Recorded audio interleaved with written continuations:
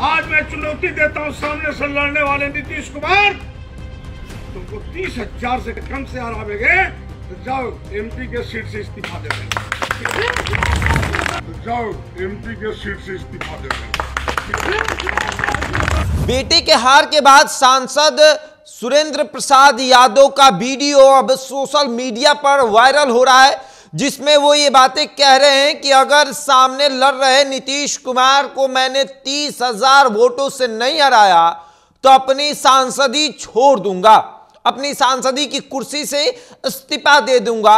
और अब उनका बेटा विश्वनाथ यादव राजद का उम्मीदवार बेलागंज से 21,000 वोटों से चुनाव हार गया और अब क्या वो अपने सांसद के पद से इस्तीफा देंगे? क्या वो नीतीश कुमार से आंखें मिला पाएंगे कि हमने जनता के सामने खड़ा होकर ये कहा था कि मैंने सामने लड़ रहे नीतीश कुमार को अगर 30,000 वोटों से नहीं हराया तो सांसदी का पद छोड़ दूंगा, सांसद के पद से इस्तीफा दे दूंगा। और अब उनका बेटा 21,000 वोटों से चुनाव हार चुका है, जनता ने उनको नकार दिया है। और यह इसलिए भी हुआ क्योंकि जनता अब एक ही व्यक्ति को देख देख कर थक चुकी थी और जनता चाहती थी कि बदलाव किया जाए। और बेलागंज में इस बार बदलाव हुआ है, इस तरीके से बदलाव हुआ है कि जब आप उस बदलाव को देखेंगे तो आप महसूस करेंगे कि जिस सुरेंद्र प्रसाद यादव को नीतीश कुमार मुख्यमंत्री शुरू से लेकर अभी तक हैं, लगातार प्रयास करते रह गए कि इनको पद से हटा दिया जाए, लेकिन कभी जीत हासिल नहीं कर पाए। 34 साल से अगर ये उपचुनाव, अगर लोकसभा का वो चुनाव नहीं जीतते या फिर विधायक यूं ही बने रहते तो 35 साल यानी कि 7 बार के विधायक और उनका गढ़ जो है, उस गढ़ को नीतीश कुमार ने पूरी प्लानिंग के तहत हिलाया है कि यह गढ़ किसी तरीके से यहां से तोड़ा जाए। और इस बार राजद के इस गढ़ को नीतीश कुमार ने पूरी तरीके से समाप्त कर दिया, 21,000 वोटों से चुनाव हरवा दिया। वहां पर नीतीश कुमार ने मनोरमा देवी को उम्मीदवार बनाया। मनोरमा देवी यादव समाज से आती हैं तो यादव का वोट ट्रांसफर करवाया, कुर्मी कुशवाहा का वोट ट्रांसफर करवाया, मुसलमान का वोट ट्रांसफर करवाया, उसके बाद राजपूत, भूमिहार, ब्राह्मण सबका वोट ट्रांसफर करवाया और वोट ट्रांसफर करवा के दिखाया कि जीत होती क्या है। देखिए किस तरीके से बेलागंज, रामगढ़ में भी राजद का गढ़ हिल गया, यानी कि इस बार गढ़ हिला है। जो गढ़ रहा शुरू से वो गढ़ अब राजद के पाले में नहीं रहा। लगातार सुरेंद्र प्रसाद यादव का ये वीडियो सोशल मीडिया पर वायरल हो रहा है।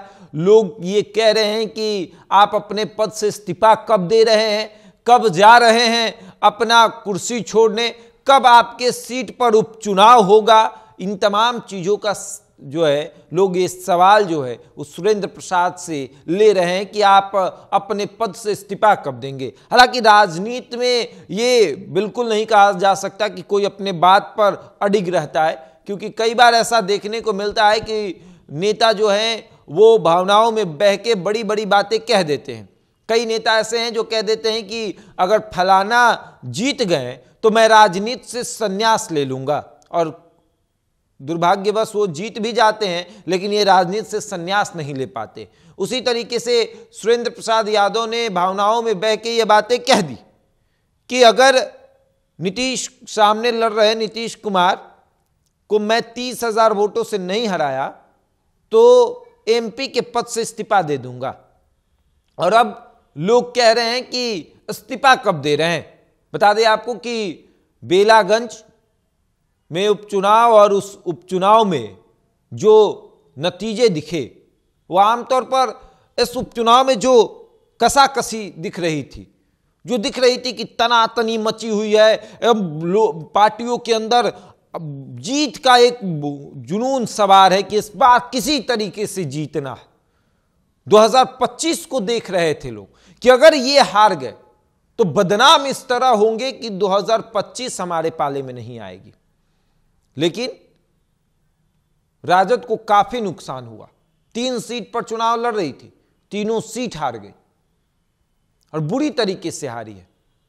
रामगढ़ में तो तीसरे नंबर पर चली गई, बेलागंज में 21,000 वोट से हार गई। इमामगंज की भी बात करें तो वही स्थिति रही। इमामगंज में लगभग 3 से 4,000 वोटों से हारी है। लेकिन बेलागंज और रामगढ़ जो कि गढ़ माना जाता था, उन जगह पर 15-20,000 22,000 वोटों से हारना एक बड़ी बात है। और अब लोग सवाल कर रहे हैं कि इस्तीफा कब दीजिएगा अपने पद से, कब यह सीट खाली होगी और कब इस सीट पर उपचुनाव होगा।